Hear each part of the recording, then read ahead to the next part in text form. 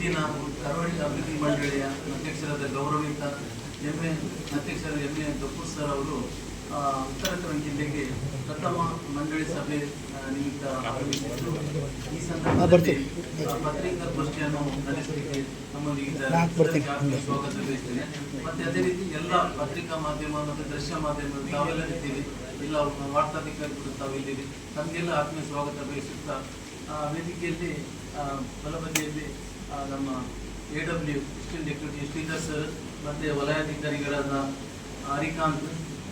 ಹರಿಹರ ಹರಿಕಾಂತ್ ಮತ್ತು ಪವನ್ ಶೆಟ್ಟಿ ವಲಯಾಧಿಕಾರಿ ಮತ್ತು ನಾನು ಕಾರ್ಯದರ್ಶಿ ಕರಾವಳಿ ಅಭಿವೃದ್ಧಿ ಪ್ರತಿನಿಧಿಸುವುದಾಗಿ ಇದ್ದೇವೆ. ಮಾನ್ಯ ಅಧ್ಯಕ್ಷರು ಪತ್ರಿಕಾಗೋಷ್ಠಿ ನಡೆಸಿಕೊಡಬೇಕಾಗಿ ಕೇಳಿಕೊಂಡಿದ್ದಾರೆ. ಮಾನ್ಯ ನಾವೆಲ್ಲ ಮಾಧ್ಯಮದ ಗೆಳೆಯರೇ, ಇವತ್ತು ನಾವು ಕರಾವಳಿ ಅಭಿವೃದ್ಧಿ ಮಂಡಳಿಯ 3ನೇ ಸಾಮಾನ್ಯ ಸಭೆಯನ್ನು ನಮ್ಮ ಉತ್ತರ ಕನ್ನಡ ಜಿಲ್ಲೆಯ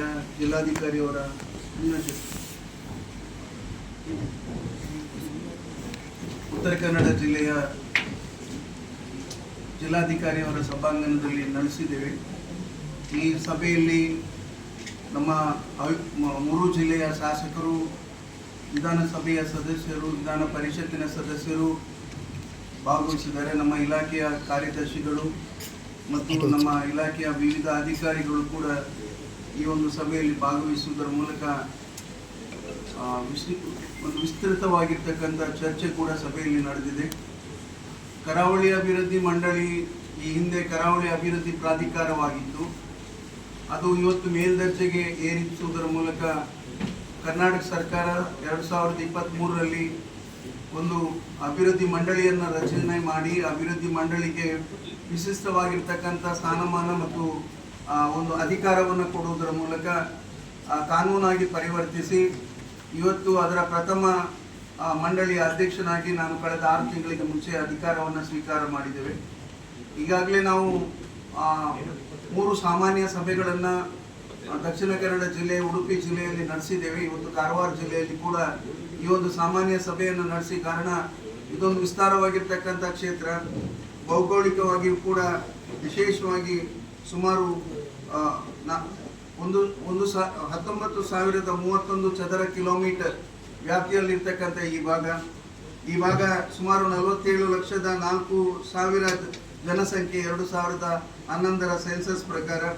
ಅದೇ ರೀತಿಯಲ್ಲಿ ಇಲ್ಲಿರ್ತಕ್ಕಂಥ ಮೀನುಗಾರರ ಜನಸಂಖ್ಯೆ ಕೂಡ 1,06,000ದಷ್ಟು ಮೀನುಗಾರರು. ಈ ಮೀನುಗಾರ ವೃತ್ತಿ ಮಾಡುವವರಲ್ಲಿ ಮೊಗವೀರರು, ಬೆಸ್ತರು, ಕಾರ್ವಿಗಳು, ಮುಕ್ರಿಗಳು, ಮರಕಾಲರು, ಅಂಬಿಗರು, ಕ್ರೈಸ್ತರು, ಸ್ವಲ್ಪ ಪ್ರಮಾಣದಲ್ಲಿ ಮುಸ್ಲಿಂ ಸಮುದಾಯದವರು ಕೂಡ ಈ ವೃತ್ತಿಯನ್ನು ನಡೆಸಿಕೊಂಡು ಬಂದಿದ್ದಾರೆ. ಈ ಭಾಗದಲ್ಲಿ ಈ ಕರಾವಳಿಯ 320 ಕಿಲೋಮೀಟರ್ ವ್ಯಾಪ್ತಿಯಲ್ಲಿ ತಲಪಾಡಿಯಿಂದ ಹಿಡಿದು ಕಾರವಾರದ ತನಕ ವಿಶಿಷ್ಟವಾಗಿರ್ತಕ್ಕಂಥ ನಮ್ಮಲ್ಲಿರ್ತಕ್ಕಂಥ ಸಮುದ್ರ, ನಮ್ಮಲ್ಲಿರ್ತಕ್ಕಂಥ ನದಿಗಳು, ನಮ್ಮಲ್ಲಿರ್ತಕ್ಕಂಥ ಪ್ರವಾಸೋದ್ಯಮಕ್ಕೆ ಪೂರಕವಾಗಿರ್ತಕ್ಕಂಥ ಭಾಗಗಳು, ಅದರಲ್ಲಿ ಕೂಡ ನಮ್ಮಲ್ಲಿರ್ತಕ್ಕಂಥ ವಿಶೇಷವಾದಂಥ ನಮ್ಮ ಪ್ರವಾಸೋದ್ಯಮಕ್ಕೆ ಪೂರಕವಾಗಿರ್ತಕ್ಕಂಥ ಬೀಚ್ಗಳು, ಈ ಎಲ್ಲವನ್ನು ಕೂಡ ಅದರಲ್ಲಿಯೂ ಜೊತೆಯಲ್ಲಿ ನಮ್ಮಲ್ಲಿರ್ತಕ್ಕಂಥ ಏನು ಪ್ರವಾಸೋದ್ಯಮದಲ್ಲೂ ಕೂಡ ನಮ್ಮ ಪ್ರಕೃತಿಯ ಒಂದು ಉಳಿವಿಯನ್ನು ಮಾಡತಕ್ಕಂಥ ದಿಕ್ಕಿನಲ್ಲಿ ನಮ್ಮ ಎಕೋ ಟೂರಿಸಂ ಕೂಡ, ಇದನ್ನು ಕೂಡ ಅಭಿವೃದ್ಧಿ ಪಡಿಸ್ತಕ್ಕಂಥ ದಿಕ್ಕಿನಲ್ಲಿ ನಾವು ಹಲವಾರು ವಿಚಾರಗಳ ಬಗ್ಗೆ ಚರ್ಚೆಗಳನ್ನು ಈಗಾಗಲೇ ನಡೆಸಿದ್ದೇವೆ. ದಕ್ಷಿಣ ಕನ್ನಡ ಜಿಲ್ಲೆಯಲ್ಲಿ ಮಾನ್ಯ ಅಂದಿನ ಮುಖ್ಯಮಂತ್ರಿ ಸಿದ್ದರಾಮಯ್ಯನವರ ಮತ್ತು ಉಪಮುಖ್ಯಮಂತ್ರಿ D.K. ಶಿವಕುಮಾರ್ ಅವರ ಉಪಸ್ಥಿತಿಯಲ್ಲಿ, ಪ್ರವಾಸೋದ್ಯಮ ಸಚಿವರಾದ H.K. ಪಾಟೀಲ್ ರವರ ಉಪಸ್ಥಿತಿಯಲ್ಲಿ ಒಂದು ಎನ್ಕ್ಲೇವ್ ಕೂಡ ಇವತ್ತು ಈ 3 ಜಿಲ್ಲೆಯ ವಿಚಾರವಾಗಿ ಚರ್ಚೆ ನಡೆದಿದೆ.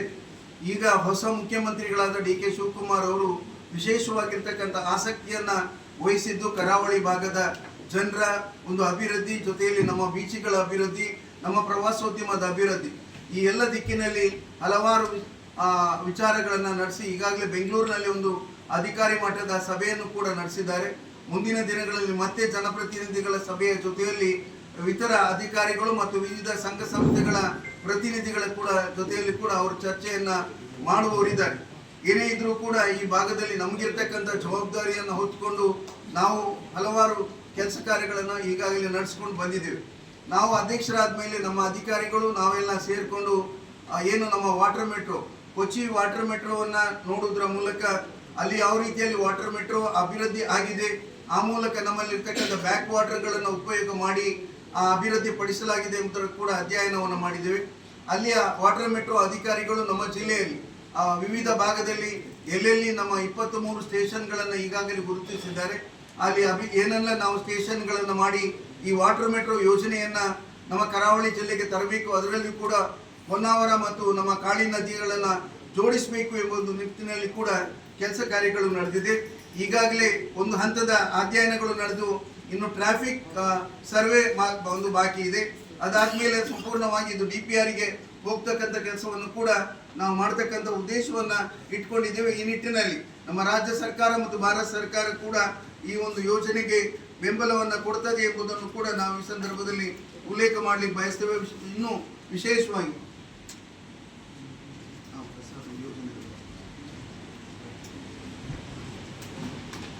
ಇನ್ನು ಭಾರತ ಸರ್ಕಾರದ 3 ಯೋಜನೆಗಳು, ಒಂದು ನಮ್ಮಲ್ಲಿರ್ತಕ್ಕಂಥ ಪ್ರಸಾದಂ ಯೋಜನೆ ಮತ್ತು ಭಾರತ್ ದರ್ಶನ್ ಮತ್ತು ವಾಟರ್ ಮೆಟ್ರೋ, ಈ ಸಾಗರ್ ಮಾಲಾ ಯೋಜನೆ, ಈ ಎಲ್ಲ ಯೋಜನೆಗಳನ್ನು ಭಾರತ ಸರ್ಕಾರದ ಯೋಜನೆಗಳು ಕರ್ನಾಟಕದ ಕರಾವಳಿಯಲ್ಲಿ ಮಾಡಬೇಕು ಎಂಬುದು ಉದ್ದೇಶದಲ್ಲಿ ನಾವು 4 ಜನ ಪಾರ್ಲಿಮೆಂಟ್ ಸದಸ್ಯರು ಈ ಭಾಗಕ್ಕೆ ಬರ್ತಾರೆ. ಒಂದು ಕ್ಯಾಪ್ಟನ್ ಬ್ರಿಜೇಶ್ ಚೌಟಾ, ಇನ್ನೊಂದು ಶ್ರೀನಿವಾಸ್ ಪೂಜಾರಿ, ಇನ್ನೊಂದು ನಮ್ಮ ಮಾಜಿ ಸ್ಪೀಕರ್ ಆಗಿರ್ತಕ್ಕಂಥ ವಿಶ್ವೇಶ್ವರ ಹೆಗಡೆ ಕಾಗೇರಿಯು, ಅದೇ ರೀತಿಯಲ್ಲಿ ನಮ್ಮ ಶಿವಮೊಗ್ಗದ ಪಾರ್ಲಿಮೆಂಟ್ ಸದಸ್ಯರು, ಕೆಲವು ಭಾಗ ಬೈಂದೂರು ಅವರಿಗೆ ಬರ್ತದೆ, ಶ್ರೀಯುತ ರಾಘವೇಂದ್ರ ರಾವ್, ಇವರೆಲ್ಲರ ಜೊತೆಯಲ್ಲಿ ಈಗಾಗಲೇ ನಾವು ಚರ್ಚೆಗಳನ್ನು ಮಾಡಿದ್ದೇವೆ. ಮಾತ್ರವಲ್ಲ, ಅದಕ್ಕೆ ಬೇಕಾಗಿರ್ತಕ್ಕಂಥ ಯೋಜನಾ ವರದಿಗಳನ್ನು ಕೂಡ ಸಿದ್ಧಪಡಿಸಿದ್ದೇವೆ, ಅದನ್ನು ಕೂಡ ಅವರಿಗೆ ನೀಡುವವರಿದ್ದೇವೆ. ಈ ಎಲ್ಲ ವಿಷಯವನ್ನು ಕೂಡ ಇವತ್ತು ನಾವು ಸಭೆಯಲ್ಲಿ ಚರ್ಚೆಗೆ ಇಟ್ಕೊಂಡಿದ್ದೆವು. ಮಾತ್ರವಲ್ಲ, ಇವತ್ತು ಈ ಕರಾವಳಿ ಜಿಲ್ಲೆಯ ಉಷ್ಣಾಂಶ ಕೂಡ ಒಂದು ಕಡೆಯಲ್ಲಿ ಜಾಸ್ತಿ ಆಗ್ತಾ ಇದೆ. ಹವಾಮಾನದ ಕ್ಲೈಮೇಟ್ ಚೇಂಜ್ ಏನಾಗ್ತಾ ಇದೆ, ಇದರ ಬಗ್ಗೆ ಕೂಡ ನಾವು ಒಂದು ತಾಂತ್ರಿಕ ತಜ್ಞರ ಜೊತೆಯಲ್ಲಿ, ವಿಜ್ಞಾನಿಗಳ ಜೊತೆಯಲ್ಲಿ ಚರ್ಚೆಗಳನ್ನು ಮಾಡಿದ್ದೇವೆ. ಅದನ್ನು ಕೂಡ ತಡೆ ಹಿಡಿಯಲಿಕ್ಕೆ ಏನೆಲ್ಲ ಕೆಲಸ ಕಾರ್ಯಗಳನ್ನು ಮಾಡಬಹುದು, ಇದರ ಬಗ್ಗೆ ಕೂಡ ನಾವು ಸರ್ಕಾರ ಮಟ್ಟದಲ್ಲಿ ಏನು ಮಾಡಬೇಕು ಎಂಬುದರ ಬಗ್ಗೆ ಸರ್ಕಾರವನ್ನು ಕೂಡ ಒತ್ತಾಯಿಸ್ತಕ್ಕಂಥ ಕೆಲಸವನ್ನು ನಾವು ಈಗಾಗಲೇ ಮಾಡಬೇಕು ಅಂತ ಬಯಸಿದ್ದೇವೆ. ನಮ್ಮ ಈ ಭಾಗದ ಶಾಸಕರುಗಳು ಈಗಾಗಲೇ ಇಲ್ಲಿ ಹೆಚ್ಚು ವೆಂಟೆಡ್ ಡ್ಯಾಮ್ಗಳ ಅವಶ್ಯಕತೆ ಇದೆ. ಮಾತ್ರವಲ್ಲ, ಬೇರೆ ಬೇರೆ ಭಾಗದಲ್ಲಿ ರೂರಲ್ ಏರಿಯಾ ಇದು ಆಗಿರುವುದರಿಂದ ಇಲ್ಲಿ ಒಂದು ರೀತಿಯಲ್ಲಿ ಬಹಳಷ್ಟು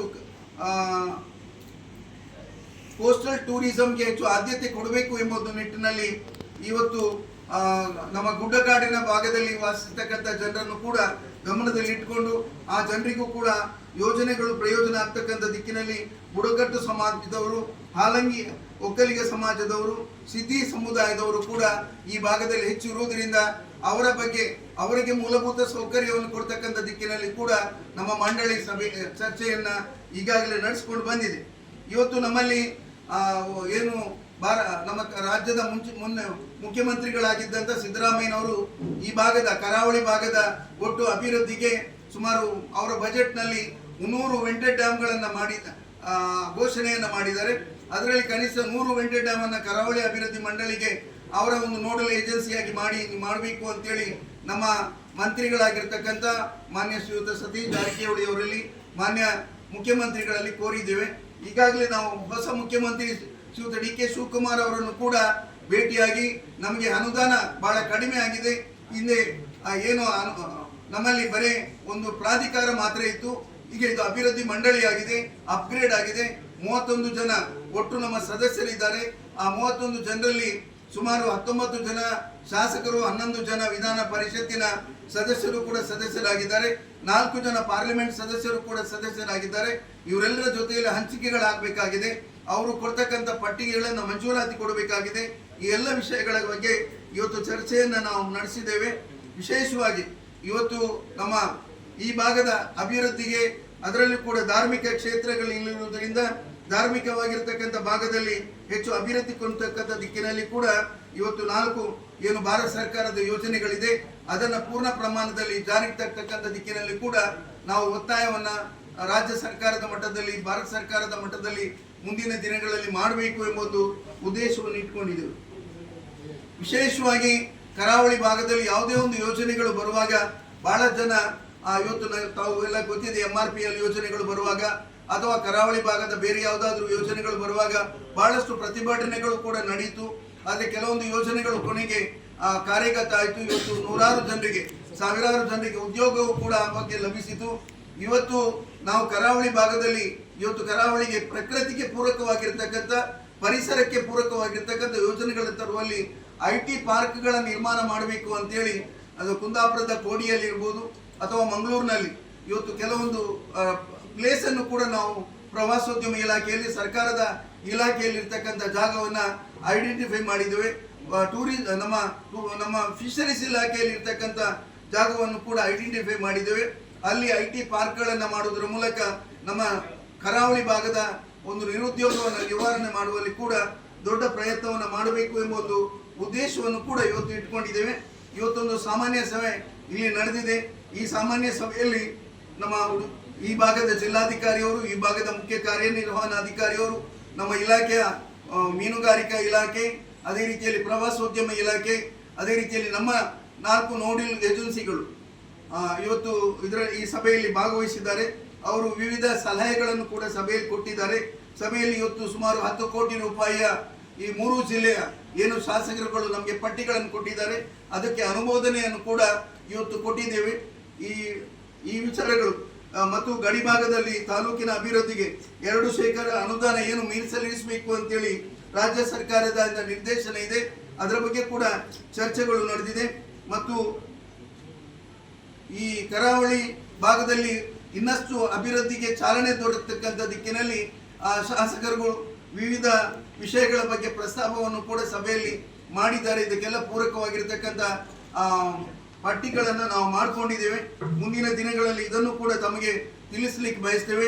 ಇವತ್ತು ಕೋಸ್ಟಲ್ ಟೂರಿಸಂಗೆ ಹೆಚ್ಚು ಆದ್ಯತೆಯನ್ನು ಕೊಡ್ತಕ್ಕಂಥ ದಿಕ್ಕಿನಲ್ಲಿ ಕೂಡ ಕೆಲಸ ಕಾರ್ಯಗಳು ನಡೀತದೆ. ಇವತ್ತು ನಮ್ಮ ಸಭೆಯಲ್ಲಿ ನಮ್ಮ ಕಾರ್ಯದರ್ಶಿಗಳಾಗಿರ್ತಕ್ಕಂಥ ಪ್ರದೀಪ್ ಡಿಸೋಜರ್ ಅವರು, ನಮ್ಮ ಕಾರ್ಯದರ್ಶಿಗಳಾಗಿರ್ತಕ್ಕಂಥ ಮಂಜುನಾಥ್ ಶೆಟ್ಟಿಯವರು, ಅದೇ ರೀತಿಯಲ್ಲಿ ನಮ್ಮ ಅಧಿಕಾರಿಗಳಾಗಿರ್ತಕ್ಕಂಥ ನಮ್ಮ ಎಕ್ಸಿಕ್ಯೂಟಿವ್ ಇಂಜಿನಿಯರ್ ಶ್ರೀಧರ್ ಅವರು, ಅದೇ ರೀತಿಯಲ್ಲಿ ಪವನ್ ಶೆಟ್ಟಿಯವರು, ನಮ್ಮ ಈ ಭಾಗದ ನಮ್ಮ ಹಿರಿಯ ಅಧಿಕಾರಿಯಾಗಿರ್ತಕ್ಕಂಥ ಶ್ರೀಯುತ